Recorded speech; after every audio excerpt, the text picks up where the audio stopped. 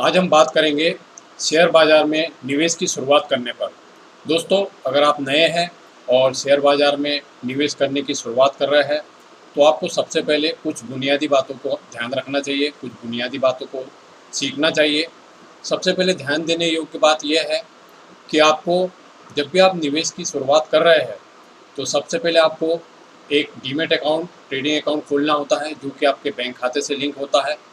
और ये ध्यान रखें कि जब भी आप स्टॉक परचेज करें तो शुरुआत दीर्घकालीन निवेश से करें और कम राशि शुरुआत में निवेश करें। इससे आपको अनुभव आएंगे और अच्छी गुणवत्ता वाली कंपनियों में या म्यूचुअल फंड में पहले निवेश करें। निवेश की राशि कम रखें, साथ में पूरी जानकारी के साथ में निवेश करें। एक साथ एक ही कंपनी में निवेश पूरी राशि करने से बचें। और जब भी आप शेयर मार्केट में शुरुआत करके अमाउंट राशि निवेश करते हैं, तो उसके ऊपर जो भी आप ट्रांजैक्शन करते हैं, तो सेबी द्वारा लगाया गया एसटीटी, शेयर ट्रांजैक्शन टैक्स, ये लगता है, जो कि एक डायरेक्ट टैक्स होता है और वो नॉन रिफंडेबल होता है। जैसे इनकम टैक्स में अगर टीडीएस टीसीएस कटा है और टैक्स की लायबिलिटी नहीं आती करदाता पर, तो वो रिफंड हो जाता है आईटीआर रिटर्न भरने पर। लेकिन यहाँ पर जब भी आप शेयर मार्केट में ट्रांजैक्शन करते हैं और उस पर एसटीटी चुकाते हैं, भले वो डायरेक्ट टैक्स होता है, लेकिन वो वापसी योग्य नहीं होता, वो रिफंड नहीं मिलता, वो गवर्नमेंट की नेट रेवेन्यू इनकम होती है। इस तरीके से जब भी आप ट्रांजैक्शन करते हैं तो एसटीटी चुकाना होता है। और आप जब शेयर मार्केट में करते हैं निवेश, तो आपको वहाँ धैर्य रखना चाहिए। शॉर्ट टर्म के उतार चढ़ाव पर एकदम से निर्णय लेने से बचना चाहिए और धीरे धीरे अनुभव लेना चाहिए। किसी की सलाह और बिना जानकारी के बड़ी राशि इन्वेस्टमेंट करने से बचना चाहिए।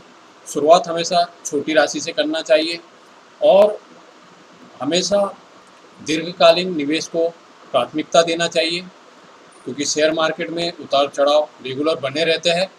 इसके लिए आपको जब भी आप नई शुरुआत कर रहे हैं, नए निवेशक हैं, पहली बार शेयर मार्केट में इन्वेस्टमेंट करने जा रहे हैं, तो उस सेक्टर की आपको प्रॉपर जानकारी ज़रूर रखना चाहिए, जिससे कि आप अचानक ट्रांजैक्शन एकदम से हेवी राशि का करने से बचें और उसके उतार चढ़ाव के आर्थिक परिणाम से नुकसान होने से बचें।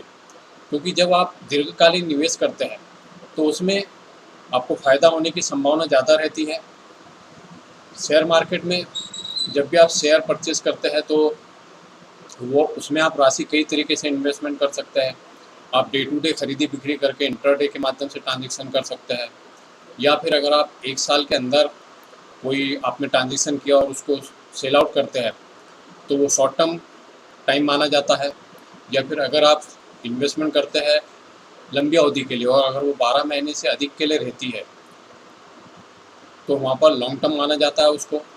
तो ऐसी स्थितियों को आपको ज़रूर ध्यान रखना चाहिए और बिना घबराहट के आपको धैर्य रख के सेबी शेयर मार्केट में जो भी आपने इन्वेस्टमेंट की राशि, उस पर बराबर नॉलेज रखें। जिस कंपनी में आपने इन्वेस्टमेंट किया है, उसके प्रॉपर जो भी रूटीन में डिविडेंड आ रहा है या फिर उसकी जो भी वैल्यूएशन घट बढ़ रही है, तो उस पर प्रॉपर ध्यान रखें और शुरुआत में एकदम से बड़ी राशि इन्वेस्टमेंट करने से बचें।